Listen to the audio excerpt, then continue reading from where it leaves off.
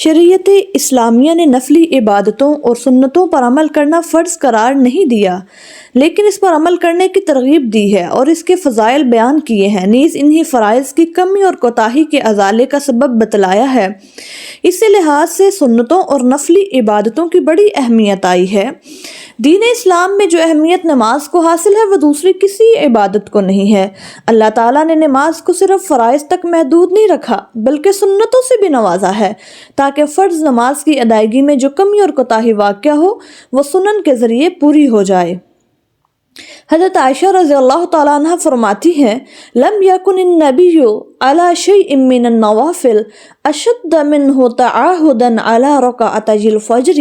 رسول اللہ صلی اللہ علیہ وسلم نوافل میں سے کسی کا اس قدر اہتمام نہیں فرماتے تھے جتنا فجر کی سنتوں کا کرتے تھے۔ یہی وجہ ہے آپ نے انہیں سفر اور حضر دونوں حالتوں میں کبھی نہیں چھوڑا اور نہ لیٹ اور قضا ہونے کی صورت میں انہیں ترک کیا۔ حضرت بلال رضی اللہ تعالیٰ عنہ سے مروی ہے کہ ایک دفعہ وہ رسول اللہ صلی اللہ علیہ وسلم کو نماز فجر کی جماعت کا وقت ہو جانے کی اطلاع دینے کے لیے آئے اور حضرت عائشہ رضی اللہ تعالیٰ عنہ نے آپ کو کسی بات میں مشغول کر لیا حتیٰ کہ خوب صبح ہو گئی اور آپ نے بھی آنے میں لیٹ کر دی۔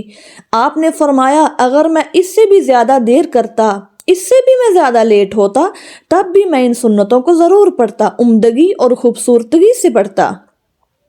سنت فجر کی اہمیت کا اندازہ اس بات سے بھی لگایا جا سکتا ہے کہ رسول اللہ صلی اللہ علیہ وسلم نے ان کی ادائیگی کا باقاعدہ حکم دیا ہے اور بہت زیادہ فضیلت بتائی۔ نبی صلی اللہ علیہ وسلم نے فرمایا، رکعت الفجر خیر من الدنیا وما فیہا۔ فجر کی جو 2 رکعتیں ہیں وہ دنیا اور جو کچھ اس میں ہے سب چیزوں سے بہتر ہے۔ قرآن مجید میں اللہ تعالیٰ نے ان کی قسم بھی اٹھائی ہے اور اللہ تعالیٰ ہمیشہ کسی عظیم اور فضیلت والی چیز کی ہی قسم اٹھایا کرتے ہیں۔ سورۃ الطور آیت نمبر 49، وَإِدْبَارُ النُّجُومِ، اور ستاروں کے جانے کے بعد اے نبی تسبیح پڑھیے۔ حضرت عمر رضی اللہ تعالیٰ عنہ نے فرمایا، تسبیح سے مراد فجر کی 2 سنتیں ہیں۔ جمہور علماء نے بھی اس کی یہی تفسیر بیان کی ہے اور یہی راجح ہے۔ رسول اللہ صلی اللہ علیہ وسلم نے بھی جن 12 رکعات کی ادائیگی پر جنت میں محل بنانے کا وعدہ فرمایا ہے ان میں فجر کی یہ 2 سنتیں بھی شامل ہیں۔ سنت فجر کا وقت اذان اور اقامت کے درمیان کا ہے۔ نبی کریم صلی اللہ علیہ وسلم یہ 2 سنتیں تخفیف کے ساتھ پڑھتے۔ رسول اللہ فجر کی 2 سنتوں کی پہلی رکعت میں قل یا ایھا الکافرون اور دوسری رکعت میں قل ھو اللہ احد پڑھتے۔ اس حدیث کے راوی حضرت ابو ہریرہ رضی اللہ تعالیٰ عنہ ہے اور یہ حدیث صحیح مسلم میں ہے۔ جابر بن عبداللہ رضی اللہ تعالیٰ عنہما بیان کرتے ہیں، حضرت صحیح مسلم کے اندر جو روایت حضرت ابو ہریرہ کی وہ حدیث نمبر 726 ہے۔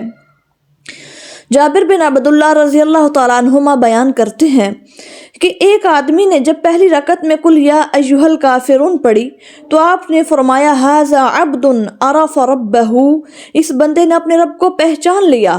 اور دوسری رکعت میں اس نے قل ھو اللہ احد پڑھی تو آپ نے فرمایا، ھذا عبد آمن بربہ، یہ بندہ اپنے رب پر ایمان رکھتا ہے۔ حضرت عائشہ رضی اللہ تعالیٰ عنہ فرماتی ہے، کان النبی صلی اللہ علیہ وسلم اذا صلی رکعتي الفجر استجع علی شقہ الایمن، رسول اللہ جب فجر کی 2 سنتیں پڑھ لیتے تو دائیں کروٹ پر لیٹ جاتے۔ معلوم ہوا فجر کی سنتوں کے بعد لیٹنا مسنون ہے۔ یہ صحیح بخاری میں حدیث ہے، حدیث نمبر 1160۔ حضرت حفصہ رضی اللہ تعالیٰ عنہ کہتی ہیں کہ فجر کی اذان کے بعد رسول اللہ صلی اللہ علیہ وسلم فجر کی 2 سنتیں ہی پڑھتے تھے، ان کے علاوہ سورج طلوع ہونے تک کوئی نفل نماز نہ پڑھتے تھے۔